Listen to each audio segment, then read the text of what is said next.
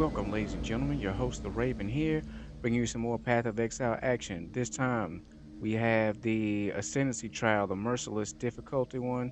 I had completed the one on Cruel, and that was the first one I ever completed solo. It gave me 4 Ascendancy points.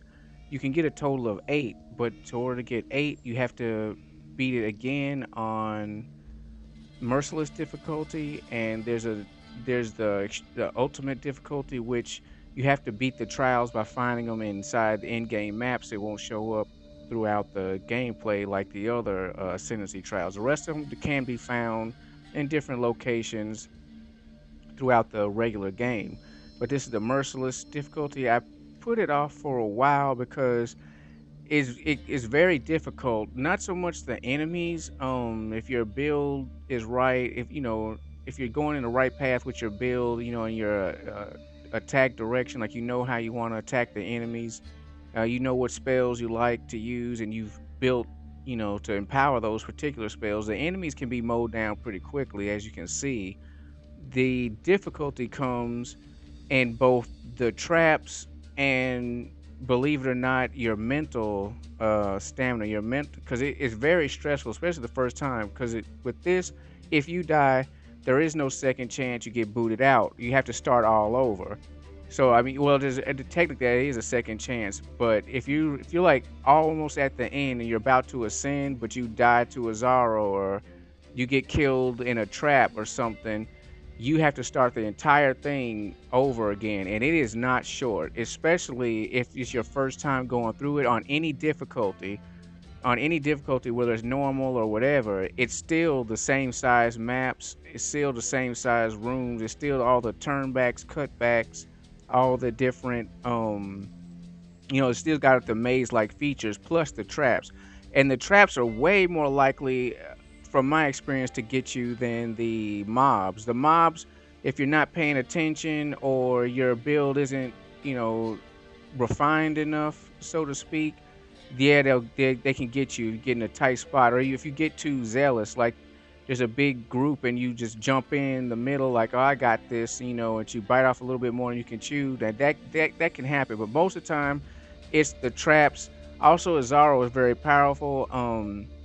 He's a very good test of your build, and the whole ascendancy thing is like just been awesome content to me. I've really enjoyed it because it I'm an adventurer in life and in video games, and this feels like an adventure. The main game is pretty fun, but once you've defeated once you complete it on Merciless, and you beat it on normal cruel, you've been through the main game so many times. It's not that it loses its charm. It's just you want something new, you want something fresh, and this delivers in a big way, because it's not just beat up the monsters, beat up the monsters, beat up the monsters, which it kind of like the main game is. It's the first time you go through it is really good, but after 2 or 3 times through the main content, that's what you get that feeling of just hurry up and beat up the guy, hurry up and kill the guy. It's not really like, because the story, the characters, so you get a little bit bored. At least I do. But with this, it's like it's not just beat up the guys. It's like you can beat them up if you want to. I tend to kill more mobs than most people. I've seen other Path of Exile videos, and also the friends I play with. They tend to be more oriented towards just going through it. I tend to destroy mobs because I'm not very good. I'm not the best mapper. I mean, I get out eventually, but it seems to take me a little bit longer than my friends to get through the map, and it seems like I wind up having to do a lot of backtracking. And for me, having to run back into a pack of mobs I left behind is really annoying. I find that very annoying and frustrating. So unless it's like going way out of the way, I try to destroy any other creatures that I encounter. Just for the fact that if I have to go back that way, that's one less thing I have to worry about. Especially if it's your first time going through the dungeon and you get turned around, it's like crap. It can become very stressful, especially if it's very trap heavy area, because the traps are they're percentage based damage. They do damage well, over time based on your health. I think some are way more deadly than others. Like the different traps do different things. The dart traps, they do physical damage and plus they poison you, which is chaos damage. You don't have to worry about the dart trap so much. I think if you have chaos inoculation. Now here's the key room. If you have chaos inoculation, I think the darts aren't a big of a deal. They just will deal physical damage to you, and I think they might slow you. I don't think you can block uh their slowing effect. As you can see, we got some darts and those flying blades. But then there's the flying blades. They're just like the flying blades and the buzz saws and the rotating spikes. Especially the rotating spikes seem to be way more brutal than the other traps. Now these like these scissor knife things, they can get you if you're not paying attention. They just do like a straight physical hit, like pow, it hits you, and it's very high damage. But like my build, I use very high energy shield and armor because I'm a Templar, so that's Templar is both strength and intelligence on the skill tree. Like that's what they're close to. So I am a mage, but I do have high armor and defense, and I have a high energy shield. So that scissor trap doesn't really. It'll take a lot out of my energy shield, but my energy shield just repair itself, and then so what, and then just don't stand there, like move your butt. So the traps are very deadly. But if you're trapped in an area that's got the needles and the tower of spikes, the rotating tower of spikes, that can be very stressful. It can really like because you're always on this thing like you don't want to die, but yet you constantly having to backtrack through like extremely dangerous areas, and a lot of times, especially as the difficulty goes up, you can't see what's next, what's ahead of you. A movement skill helps out. I mean, a ton. Like I highly recommend going through. You have to have a movement skill to go through this. It isn't mandatory. You can physically just walk through every trap or whatever, but a movement skill like I use lightning teleport really turns the tide because like you could just like you see an extremely dangerous section, but if you just get as close as you can and you see on the edge of your screen, wait, there is a safe spot over here. You can just teleport to it instead of worrying about navigating the traps or because I mean something simple can screw you up, like a skeleton standing in the way. Like most of the time, like one skeleton you wouldn't, so what, but then when you're trying to run past a trap and you physically run into that skeleton and you get stuck for like that split second, then that throws off your timing, and something comes by and hits you, you die, and you're like, well damn, you'll be very upset, to say the least. See, I'm in this key room at the moment, and since this is like if it was like cruel difficulty, I've already done that. Like I wouldn't be as nervous, but the whole time I'm playing this, like you don't want to die, because you don't want to have to repeat the process over, because it is very long. That's the one thing about it. But so if I was a little bit more focused, I'd realize that I was in a silver key room. A lot of backtracking I do in this area is just for the simple fact that I forgot that the silver key room is just that room. There's no other exits out except for the way you came back in. But I'm thinking this is just another way through, like a hallway or something, because some of the map patterns look the same. They have like the same kind of layout or template, or no, aesthetic. That's the word I'm looking for. Like it looks the same as in the tiles and the art, the statue stuff. It looks the same, so you're thinking, okay, this is a room like the last room, let me find the way out. But no, it's just a silver key room. And I'll take some time to explain a little bit about the rooms. It's either you got it's just an empty like room that's like one, you go from one place to another. Always, every time you go through a door, there's always a little bronze plaque. They'll tell you your current location. If you see that little plaque and the circle will be marked, you are here, it'll be highlighted in green. If it doesn't have any branching paths, that means that that room is like a dead end room, and most of the time it'll have a key or something like that, like. And other times it can just be a straight dead end room, so then you could turn around and find another way. Now, if you look on the map and you see two branching paths or three, sometimes there's three branching paths, that means that this room is a way through. There's multiple ways out of it. You know, each one will propel you forward most of the time. I would say like 90% of the time, each it doesn't matter which way you exit a room, you'll always be headed towards your goal. It's just the fact that some, pathways lead to different kinds of maps than others. So basically, just go towards an exit, stick your head in that door, and if you so now here's a silver chest, excellent, and a silver key. And this is where I'm confused. I got that, but I still think I need to find a way out. But if you if you stick your head in the door and you see that you're in the map type you don't like, then just turn back around and find another way out. Or if you don't feel like it, push your way through it. It's up to you. Like you could choose your own route, and each build has things that are more difficult than other builds. So there is no this is the exact right way. You better do this every single time. I highly recommend that you do what's best for your build, not what you see here. Like this, you know, you can't. And I'm not saying don't follow anything I do here. I'm just saying that you don't have to do it to the letter, because my build is different, my play style is different, and you might be better than finding your way than I am, and you won't have to like backtrack as much.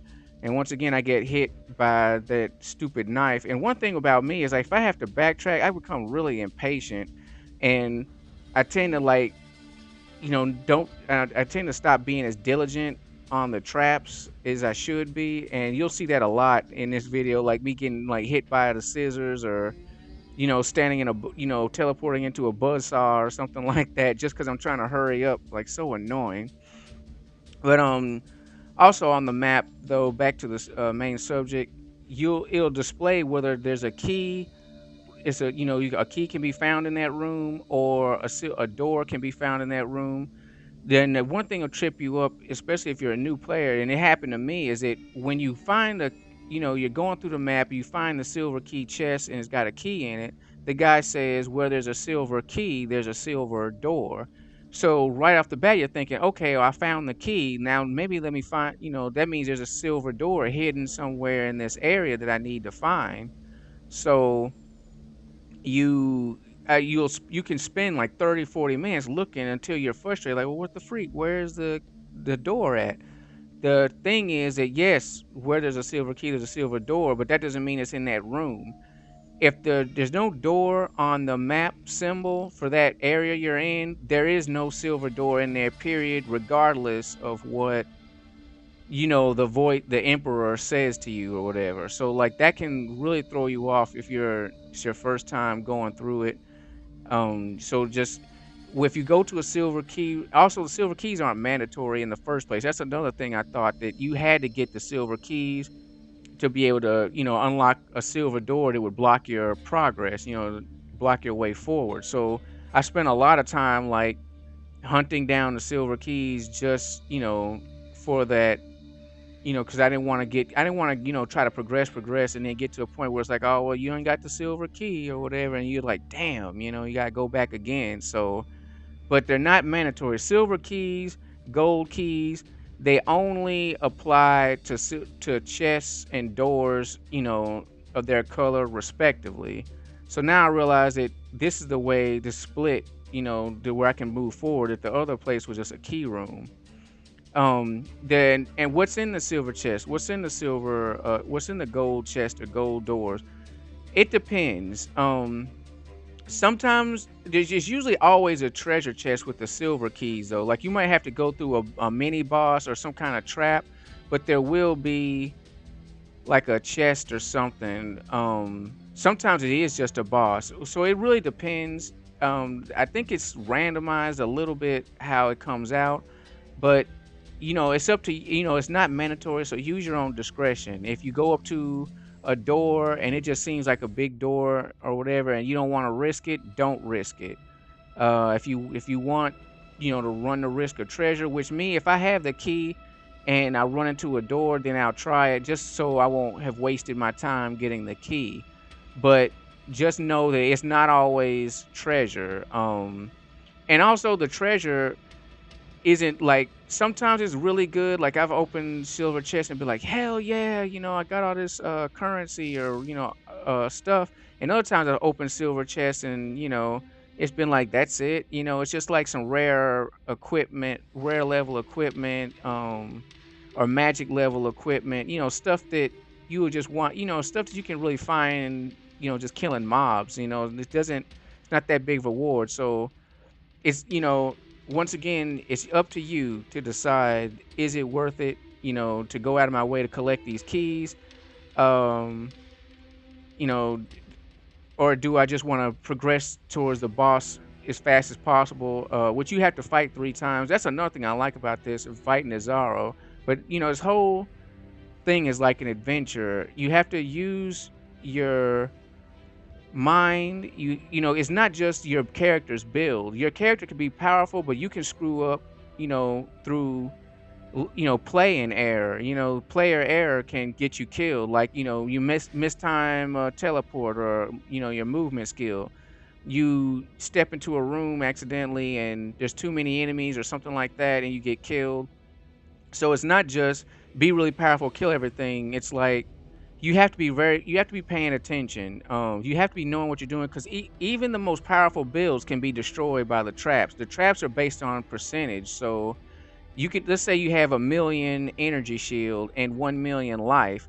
Okay, well the traps do percentage of that. So if, let's say they do 25% per second, of your life, that means they're gonna do 250,000 points of damage to your energy shield or life, depending on what, what gets, depending on your build or what they come in contact with first. So there is no, oh, I got, so much energy shield, I ain't got to worry about the traps. No, the traps will take you down, period. You could be level, if the game lets you level to 1,000, you can be level 1,000 and get killed in like 2 seconds. Especially, I don't know, it just is my personal experience, but the buzzsaws, they hurt. But since they kind of go back and forth in a slow manner, like they'll do damage when they're on me, but if they pass me or I can get out of the way, my energy shield will heal up faster than, by the time they come back, they won't kill me. But those rotating spikes, for some reason, it's like they're always put in areas that's really narrow. So it seems like even when if you look at your character, you think you're standing outside of their range, it seems like you still wind up getting hit. And I don't know if it's because they, each spike on it when it rotates counts as a hit or something, but they seem to like really like kick ass. Like them things are, my personal experience and opinion, the rotating spikes are the most dangerous trap, period. Especially if they're mixed with like the darts that slow your character, because then you get hit, you get darted, and then you're caught in the path of the rotating column or whatever. You can go down really fast, or you'll be popping potions like crazy, trying to desperately keep your health from hitting zero until you can get out of the situation. But all the traps are deadly. I wouldn't take any for granted. Like some, like depending on your build, some are easier than others. But yeah, the whole thing is an adventure. It does take wisdom, it does take patience, it does take knowledge of the map, what you're doing. So it's like, I just really think the ascendancy thing is like one of the best things they came up with. Especially, it's not mandatory. You can beat the game without it. You can go through in-game maps and all types of stuff and never ascend or do this trial. But if you choose to do it, I think it's very rewarding and very fun, especially solo. Um, and solo is like more of like, oh crap, you have this hot seat feeling, like it's everything's depending on you. If you die, you die, whatever. With a friend, um it it's fun too. It's just the fact that it can be disappointing, especially if one of you dies and the other doesn't. Like if your friend dies and he can't get back in, it's like, well damn, well at first I was having fun, laughing and joking with my friend. Now you either have a choice, either continue alone, kind of bored, or or go back out and both of y'all try again or something like that. Or if you die, then the same thing. They might do they continue on alone, or do they come back out, or so it can the co-op experience. It's good unless somebody gets killed. Then it's like, damn. So that's my opinion on the co-op experience of the ascendancy trial. The bosses, also remember that the more people in the dungeon or map, the it increases the power of the enemies, and including the boss, the emperor. So that's another thing to take into consideration. Sometimes you might be able to pass a pass it on your own, but with the addition of your friend or something like that, they'll just be the their power level shoot up just above your combined abilities a little, and then that can be a factor too. So like I say, fun and solo is okay. You just have to be on top of your game and just be careful.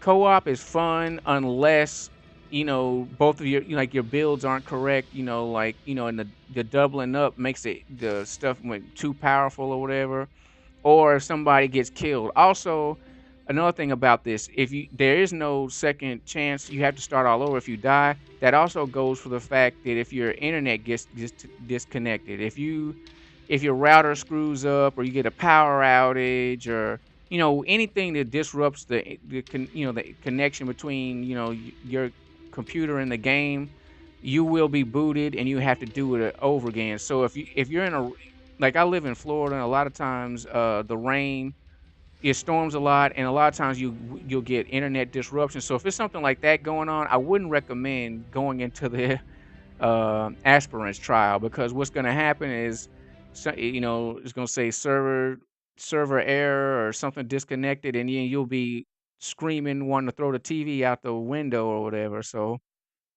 make sure. I mean, you never know when something's going to screw up or whatever. Your internet's going to go out. So, but make sure at least there's a reasonable chance that you can get through it without some kind of interruption or some kind of problem. Now here we are towards the aspirant shot. I just want to make sure, see what's on the other side, because like I say, there's multiple ways through the area. Like every forward direction puts you forward, but each room is different. So I kind of want to see like what's on the other path, since I went, I took a different way. So I'm sticking my head in this door real quick, and this is another underground area. And if there's two underground areas, then the only difference will be the types of traps inside. I prefer the kind of traps that has the buzzsaw in it. As you can see, it's a blank room, just has pathways through it. And here's the ascendancy trial. And then there's always a stash before the boss, so you can offload loot and currency, because you want to have room for more stuff, because you'll get a lot of loot and a lot of currency. Most of the stuff I picked up in the beginning was crap, because I really wasn't trying to focus on looting. I was just focusing, my main focus is get through the battle or whatever. So anyway, you start off with the Lazaro fight. You have to fight him 3 times. Each fight is a little bit different, and it'll have a different mechanic. In this fight, he has 3. They're basically heralds. They activate, and they each one, fire, ice, and lightning. They give him, different abilities. The fire one gives him extra fire damage. It gives him extra fire defense, and it gives him chance to ignite, so you can set your character on fire, for high burning damage, especially depending on what he hit you with, what the initial hit was. Same thing with the ice and cold.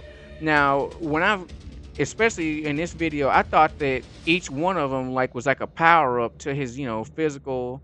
In the way they are to his defense and his physical power, but really they're ones for each element. So if you do like all lightning damage, or you do all mostly fire damage, then you might really only want to just focus on turning off the lightning herald. Whatever herald matches the elemental damage you do the most, then you just want you want to turn that one off. You don't have to keep turning all three of them off like I was doing. I was thinking, don't. So I was thinking it's like a thing where if all three of them are up, he'll get like a invincibility shield or something like that. Because a lot of bosses have mechanics like that, and being nervous. This is my first time doing a merciless difficulty one. That's what I'm doing. I'm going around making sure I can turn each one off, which I really didn't have to. But hindsight is 2020. But if you just do physical damage, like you're a melee character and you do straight physical, I think the heralds really won't really matter that much because they only give him a boost in elemental damage and a defense towards whatever element. So if you just do physical damage or chaos damage, then um, I wouldn't deal with the heralds at all in this fight. But I think Azaro is resistant to chaos. I don't know what his chaos resistance is, but I'm pretty sure it's high. He has a lot of defense. Izaro, basically just constantly pay attention. Movement is the key. Regardless of your physical movement speed, whether you're a speedy dexterity build character or whether you're like a slow kind of tanky character like me, get moving, move out of the way, use your teleport away. It's better because you'll beat them eventually. It's better to watch your own ass and save your own ass than it is to put out damage. So, but once again, do according to your build. Well, this is part one. I'm your host, the Raven, and I appreciate you watching. Stay tuned for part two, and have a great day.